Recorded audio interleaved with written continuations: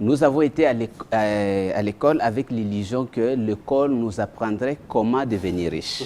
Bonjour mon petit, j'espère que tu vas bien, j'espère que comme moi tu as soif de réussite. Donc dans la vidéo d'aujourd'hui on va parler d'argent. Pourquoi d'argent? Eh bien parce que je trouve ça complètement stupide de passer la majorité de son enfance, la majorité de sa jeunesse à faire des études afin de pouvoir décrocher un job et de ne pas prendre suffisamment de temps pour en savoir un peu plus sur l'argent. Parce que nous tous on aimerait bien devenir riche, mais comment faire pour devenir riche? Eh bien Ricardo Kanyama, multimillionnaire et coach en richesse, va nous donner quelques astuces dans la vidéo qui va suivre. Nous avons été à l'école avec l'illusion que l'école nous apprendrait comment devenir riche. C'est dans cette logique que nous avons été formés. Et j'ai été formé dans cette logique jusqu'à ce que j'ai fini mes études universitaires et j'ai obtenu le diplôme universitaire et j'avais fait la philosophie. Rendez-vous compte qu'à ce moment-là, je me rends compte qu'une chose est d'avoir un diplôme universitaire, une autre chose est de savoir comment devenir riche. Que nous devons connaître la logique de la formation classique ou universitaire. Lorsque vous suivez la formation classique, on ne vous apprend pas comment devenir riche. Si vous évaluez notre système éducatif, je ne sais pas dans quelle option et dans quel cours on apprend à quelqu'un, ne fût-ce que comment il faut vivre avec l'argent ou comment créer la richesse à partir de rien. Nous devons comprendre que les systèmes éducatifs, presque tous les systèmes éducatifs, leur objectif c'est de former des professionnels. Ça veut dire les gens qui ont des compétences dans un domaine précis. Si vous allez à l'université, dans une faculté de médecine, on forme des professionnels de la médecine, des gens qui peuvent résoudre des problèmes liés à la médecine. Alors, ces domaines-là, si vous voulez maintenant devenir riche, vous devez associer une autre connaissance, qui est un autre savoir, c'est ce savoir dont nous parlons, qui est absent de notre système éducatif, qui consiste à comprendre la logique de la création de la richesse, l'intelligence financière et les stratégies qui utilisent les riches universellement à travers le monde pour créer la richesse en partant de cette mariée. La différence entre les riches et les pauvres, c'est que les riches en savent beaucoup plus que les pauvres sur l'argent.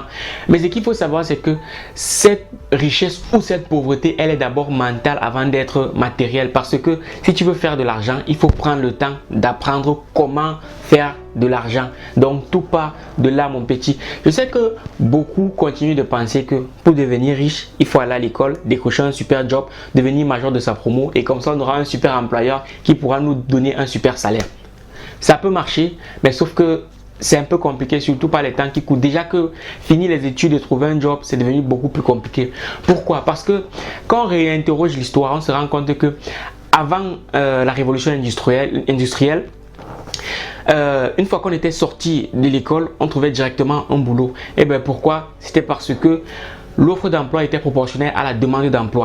Sauf que après la révolution industrielle, avec le boom démographique, on a une demande d'emploi qui est beaucoup plus élevée que l'offre d'emploi. Donc maintenant, ceci dit, pour pouvoir trouver un job, si tu n'es pas employé, eh ben, il faut se retourner vers l'entrepreneuriat, vers la création d'emplois. Donc mon petit, prends le temps d'en apprendre un peu plus sur l'argent si tu veux faire de la richesse. Alors Ricardo, quel est le problème? Le vrai problème, c'est un problème d'ignorance. Ça veut dire, c'est pas parce que vous êtes professionnellement bien formé que vous êtes aussi formé dans d'autres domaines. Parce que nous n'avons de savoir que dans notre domaine.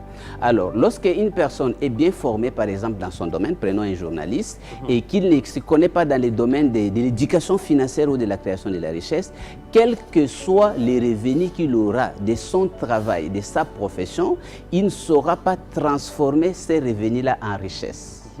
Pourquoi? Parce qu'il n'a pas de compétences requises, exactement.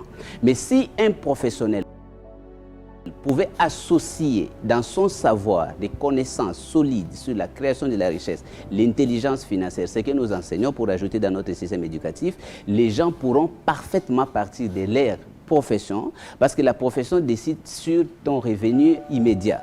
Mais maintenant, la création des richesses à moyen et à long terme, vous avez encore besoin de ces connaissances spécialisées dans les domaines de création de la richesse. C'est exactement, vous pouvez voir quelqu'un qui est formé dans son domaine, n'est-ce pas, un bon professionnel et qui ne sait pas utiliser l'ordinateur. Oui, je pense que ce n'est pas l'université qui a failli ou ce n'est pas par manque d'opportunité. Parce qu'il y a une règle simple que vous devez savoir, une loi simple pour avoir des succès dans la vie. C'est lorsque la préparation rencontre l'opportunité qu'il y a succès. Lorsque vous rencontrez une opportunité et que vous n'avez pas eu une préparation préalable, cela ne peut pas se transformer en succès. Mais le problème, c'est que la préparation aussi doit être adéquate dans ces domaines-là. Imaginez si vous avez préparé quelqu'un comme mécanicien et il rencontre une opportunité dans le domaine de la médecine, il ne saura pas capitaliser cette opportunité-là.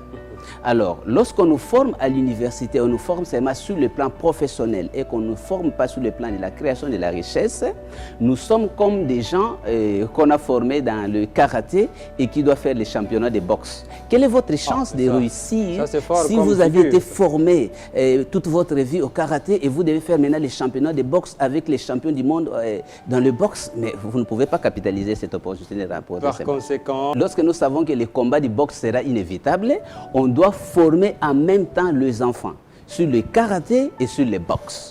Donc nous devons former en même temps la population sur le plan professionnel et sur le plan de la création des richesses. Le fisc qu'on forme notre jeunesse sur l'éducation financière, qu'ils comprennent que créer la richesse, partir des stricts mariens, devenir riche n'a pas seulement à voir avec la quantité d'argent qu'on gagne dans sa profession, mais avec comment nous utilisons notre argent, quels sont les plans et les stratégies que nous avons, avec les compétences financières nécessaires pour créer maintenant des fortunes à partir des faibles revenus. Donc moi je pense qu'on doit former les jeunes maintenant dans ces deux éventualités. Ils ne vont pas seulement faire face pour résoudre des problèmes professionnels, mais ils doivent aussi faire face et résoudre les problèmes financiers. Et nous voyons que les gens réussissent sur le plan professionnel et ils échouent sur le plan financier. C'est ça le vrai problème. Le rôle de l'école, contrairement à ce que beaucoup de gens pensent, c'est de nous faire acquérir certaines connaissances. Mais l'école ne nous dit pas comment utiliser ces connaissances pour pouvoir gagner de l'argent. Parce que je me rappelle que très souvent, mon oncle me disait: on ne mange pas les diplômes. Parce que ceci dit, si tu as des diplômes et que tu n'arrives pas à gagner de l'argent à travers tes diplômes, eh bien, tes diplômes ne serviront à rien.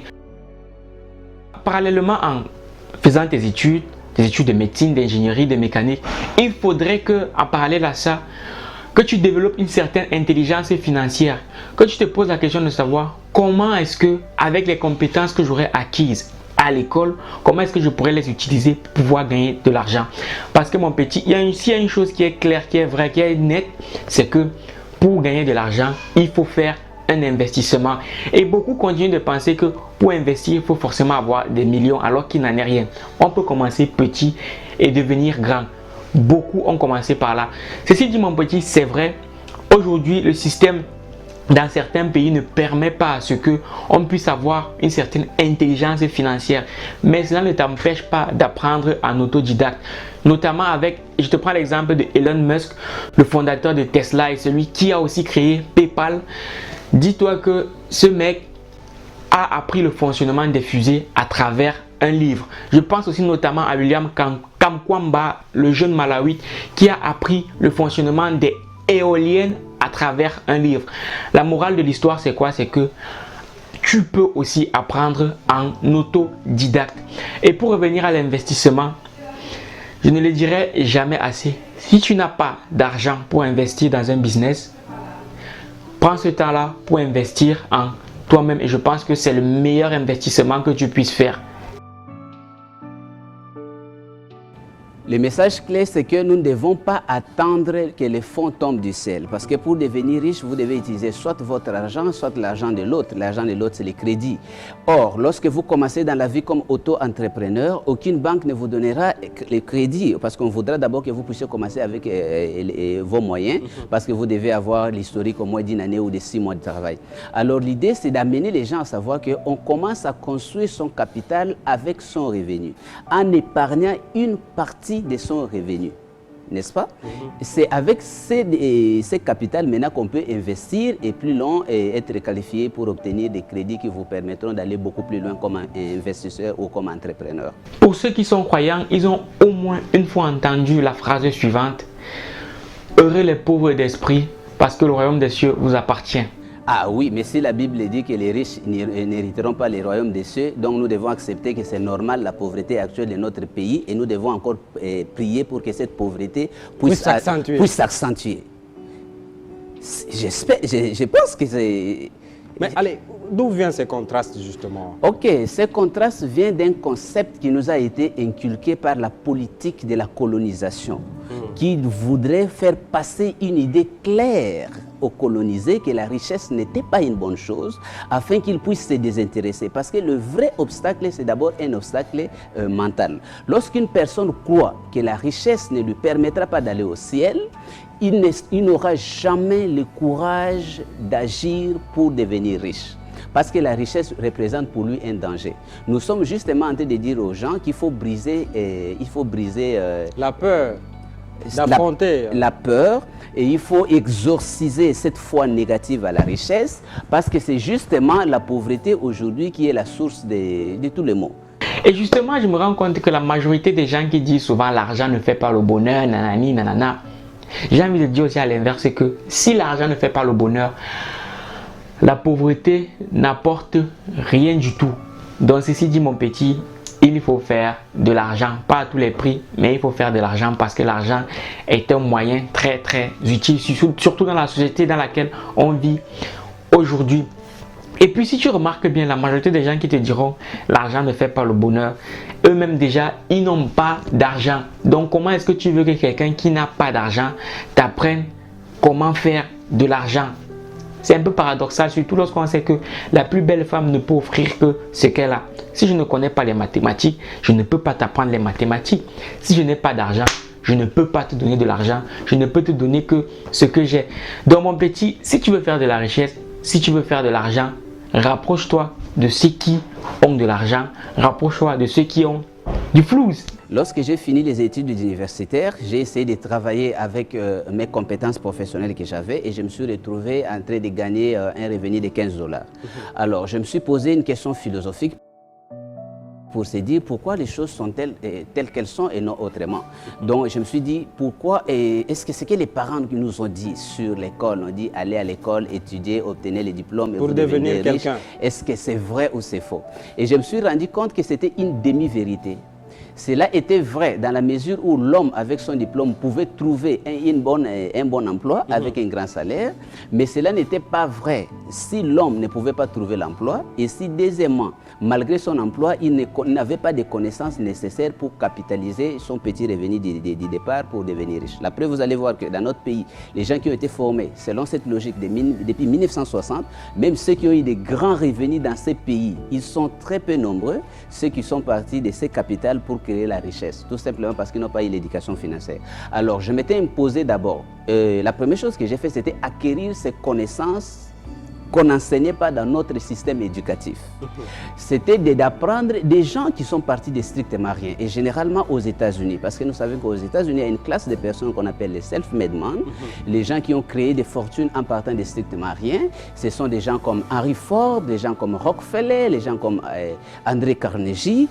Alors ces gens-là, comment ils ont fait? Et je me suis rendu compte qu'ils ont dit même une vérité que beaucoup de gens ne savent pas. On n'apprend pas à devenir riche à l'université. Pourquoi? Parce qu'en général, les enseignants eux-mêmes qui enseignent ne sont pas des riches. On apprend à devenir riche auprès des riches. Et les riches, les pauvres n'ayant pas de contact avec les riches, beaucoup de livres et des riches ont été écrits. Par exemple, nous avons un philosophe américain au nom de Napoléon Hill, qui a fait les études et qui a structuré une philosophie des succès.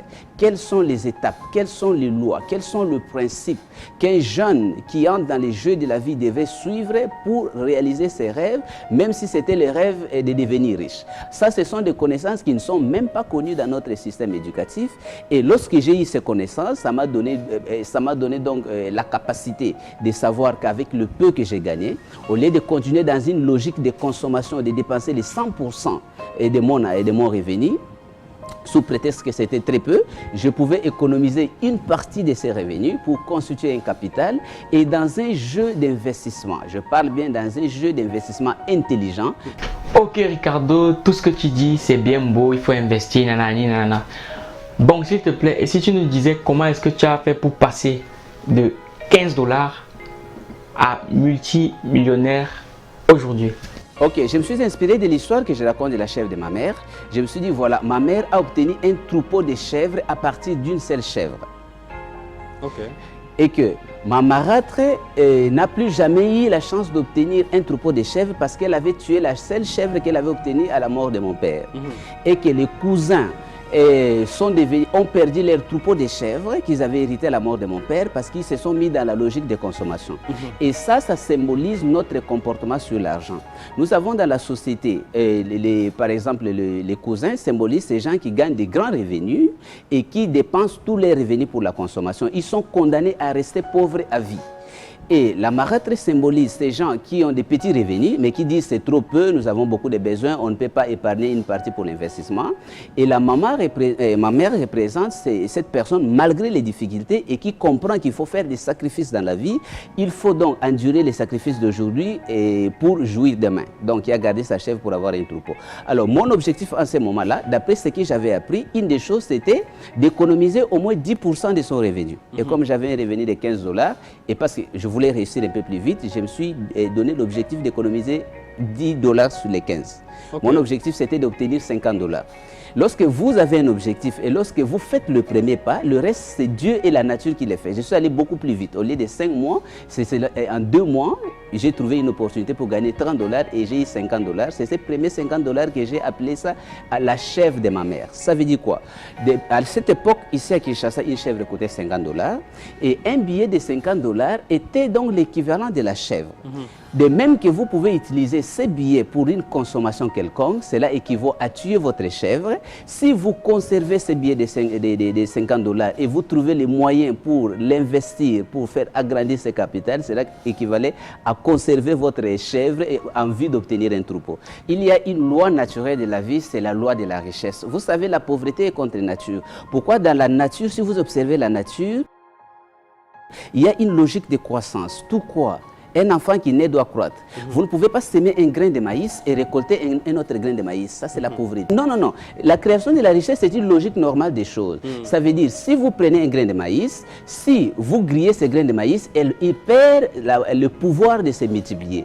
Mais si vous semez ce grain de maïs en respectant certaines lois, donc quand il faut semer, quel sol et comment il faut entretenir ce grain de maïs a le pouvoir de se multiplier et de donner 1000 grains de maïs. Alors, la création de la richesse, c'est exactement cette logique-là. Si les gens parlent de loges, si les gens parlent de la magie, c'est tout simplement parce que ce qui dépasse l'entendement de l'homme, il a tendance à attribuer ça à la magie. Mais si vous apprenez, de même qu'un mécanicien ne voit pas dans la réparation d'une voiture de la magie, quelqu'un qui s'y connaît dans la création de la richesse trouvera qu'il n'y a aucune magie là-dedans. C'est question de savoir, c'est question de connaissances. Et justement, notre population doit apprendre ces connaissances pour sortir de cette idée que la richesse vient de la magie. Beaucoup de jeunes se disent que pour investir, il faut forcément avoir beaucoup d'argent pour commencer un investissement, sauf qu'il n'en est rien. Moi aussi avant, je pensais ça. Et depuis que j'ai compris qu'il ne faut pas avoir 1 million pour commencer à investir, j'ai commencé à investir. Donc mon petit, pour beaucoup d'entre nous, on a les téléphones dernier cri, on a les dernières sorties de basket. Ça veut dire que quelque part, on a quand même un peu de moyens. Et si avec cet argent-là, au lieu de penser à acheter le dernier iPhone, au lieu de penser à acheter la dernière basket à la mode, la dernière veste Zara, Gucci et tout ce qui va avec, on prenait plutôt le temps de prendre cet argent-là, de l'investir dans un business afin de le voir croître. C'est un sacrifice et on n'obtient rien sans sacrifice. Le deuxième point, c'est le côté sorcellerie, parce que je sais que pour beaucoup de populations africaines, on a mystifié la richesse. Pour beaucoup d'Africains, pour beaucoup d'entre nous, on continue de penser que pour devenir riche, il faut forcément avoir trempé sa tête ou ses mains dans quelque chose de louche. Si tu crois ça, tu as raison. Mais à l'inverse, si tu crois que pour devenir riche, il faut bosser, il faut faire ce qu'il faut, c'est-à-dire avoir un business plan, investir et tout ce qui va avec, sans pour autant avoir recours à la sorcellerie, tu as aussi raison. Sauf que, dans un cas, pour ceux qui pensent qu'il faut forcément être sorcier pour avoir de l'argent, pour faire de la richesse, pour eux, ça sera très compliqué de faire de la richesse parce que ça va les rendre un peu léthargiques. Ils vont arrêter de bosser ou alors ils vont passer par des méthodes peu recommandables. Alors qu'à l'inverse, celui qui pense que avec un travail acharné et bien orienté, il pourra faire de la richesse, et bien celui-là a l'énergie nécessaire pour pouvoir faire de la richesse. Donc mon petit, si tu as compris ça, je peux te dire que tu as compris beaucoup de choses et tu pourras donc commencer à chercher comment investir parce que tout réside dans la question du comment. Comment faire avec ce que j'ai pour pouvoir obtenir ce que je veux. Parce qu'on part tous de quelque part, on a tous une base et c'est à chacun d'entre nous d'utiliser ce qu'on a pour pouvoir obtenir ce qu'on veut. Bon mon petit, je vais m'arrêter là et j'espère que cette vidéo t'aura été utile. Mais avant, il y a quelques jours, je me suis rendu compte que je pouvais chanter un peu, tu vois. Donc je te laisse découvrir la vidéo qui a révélé ce talent de chanteur en moi.